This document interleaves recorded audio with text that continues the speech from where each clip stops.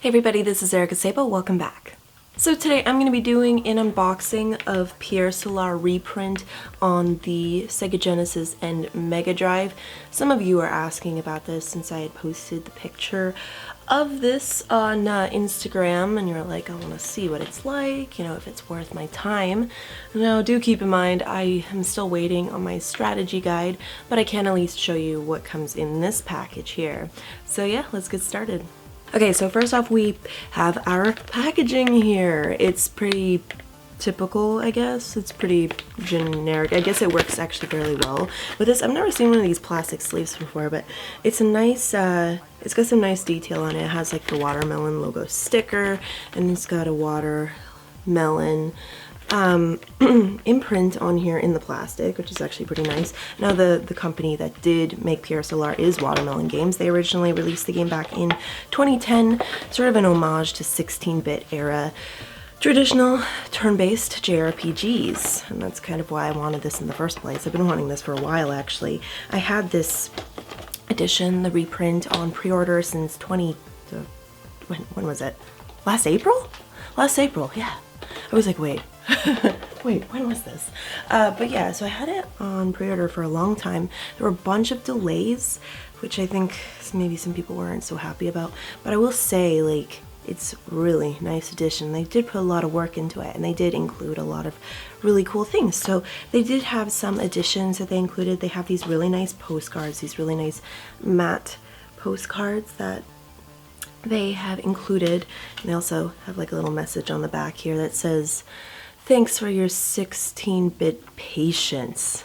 Yeah, I had a lot of patience for this, that's for sure. But it was really nice of them. I mean, honestly, they took the extra effort to be able to do this. We have one of these as well. But yeah, so I mean, like, two of these, and then we also have a little Pier Solar keychain, as well as a very Kuko-esque chicken here. But yeah, I'm the coot. I'm very happy to finally get this, because now I can play to my heart's content. Although I did spend quite a bit of time with a downloadable copy of the game as well. So in terms of the box itself, you'll be able to see a lot better without the plastic. So we have the front cover, really gorgeous, and then we have the back. Talks about the game, talks about what it's playable on. Like I said, it seems like it's region free. You can play on the Genesis and the Mega Drive. It's really nicely put together. I'm really impressed by this. Honestly, I don't mind having to wait a little bit extra. Still wishing that we could have our strategy guides by now, but what can you do, right? So of course, we have our contents in here. So we have the game cartridge itself, which I'm so excited to pop in. So happy, finally. And I mean, it's a pretty good JRPG too. Like, it doesn't pull any punches. It got some pretty mediocre reviews, to be honest. But the thing is that, like, it's really hard to be able to post, I guess, extremely extraordinary reviews of a game that's supposed to be an homage to, you know, a past time in the JRPG genre, right? So it's definitely a little bit trickier than I guess it would be if you were talking about the latest and greatest JRPGs that are out now. It's not exactly progressive, but it stays very true to tendencies in past JRPGs, very kind of convoluted in the direction of where you need to go and what you need to do sometimes, which I know can be super frustrating for some people. Hell, it's even frustrating for me too. But it's one of those things where I kind of like that. I kind of like that about JRPGs. So I think it's like you need to put yourself in a mindset where you're like, okay, I'm playing a game that's supposed to be an old school JRPG.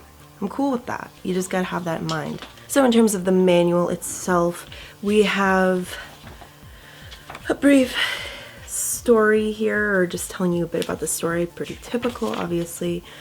You can talk about all the hardware that it is, that it's compatible with, which is actually quite a bit.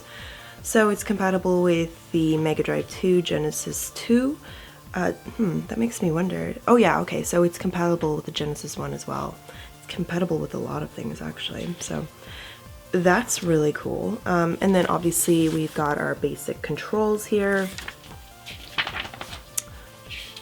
Inventory. I love how all of this is in, like, it's just so nicely done. Like the graphic design for it in general is really impressive.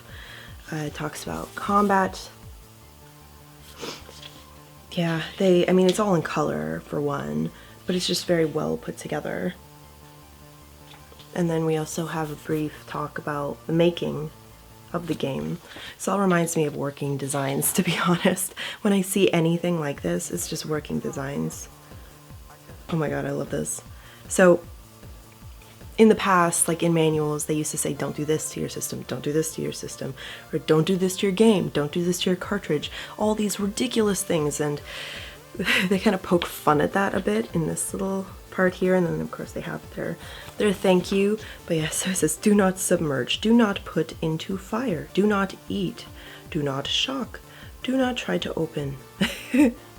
It's yeah, I always love that kind of stuff, but they have to do that, I understand.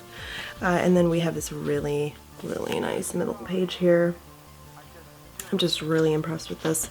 Anything that's full color like this, I mean, I don't know how many they ended up printing for each system, because they have one for the Dreamcast, they have one for the Mega Drive Sega Genesis. They have okay, so they have instructions in Japanese, French. I don't even know what language this is. Is this Brazilian? I think it is. And then we have Denmark here. Is this Estonia? This is so strange. Okay, so they have a lot of different languages in here too. Of course, those parts are shorter, but obviously more substantial in English. But yeah, I'm actually really impressed with this. It's clearly shows how much work they put into making the best quality game they could. So yeah, this is really nice. Let's move on. So in addition to the manual, we also have this really nice sticker set that they have included, which is really awesome. I can't wait to put these up on my wall. And then lastly, but certainly not least, there's also this really nice promotional poster that they included that I'm just like really ecstatic about for Pier Solar. It's really beautiful. I can't wait to put this on my wall wherever it's gonna end up going, but it's really gorgeous. I really love it. I've been flattening it for like the past few days just so I can get it on my wall faster. But yeah, I mean, honestly, this is like, it's really wicked to see all these things that they had to offer in here, because it's actually quite a bit. And I mean, yeah, I don't even know how many they printed, like I said before, no idea. But they definitely did make sure to offer a lot for anyone who pre-ordered this. So I hope you enjoyed my unboxing of Pier Solar REPRINT on the Genesis and Mega Drive. This just gives you a little bit of an idea on what you can expect in this. This is without the strategy guide. I might do one on the strategy guide, I might not. Personally, I would have preferred it all to come together, but it didn't. I'm really hoping it'll come soon though, and those are just separate orders as well too, right? So yeah, I'm really excited to finally play like a cartridge copy of this game. Super stoked. I'm really curious actually to hear if you guys have played Pier Solar, what you think of the game. I quite enjoy it. I really like it. I like the classic feel that it has to offer. So I mean, I would love to do a more substantial review. I know I had mentioned it in my top Sega Genesis RPGs, but I want to talk about it more, especially now that I have it here, and I would like to talk more about just retro games in general, like in review format. So I might start doing that soon too, since I do really want to get the ball rolling and get myself back on track now that I'm not working myself to death, because that was a big problem. You know, maybe more money is nice, but I also need time to make videos too. So a bit of a trade-off there, but I really hope you enjoyed this. Please let me know what you think in the comments below as usual, and I will see y'all later, okay? Alright, peace.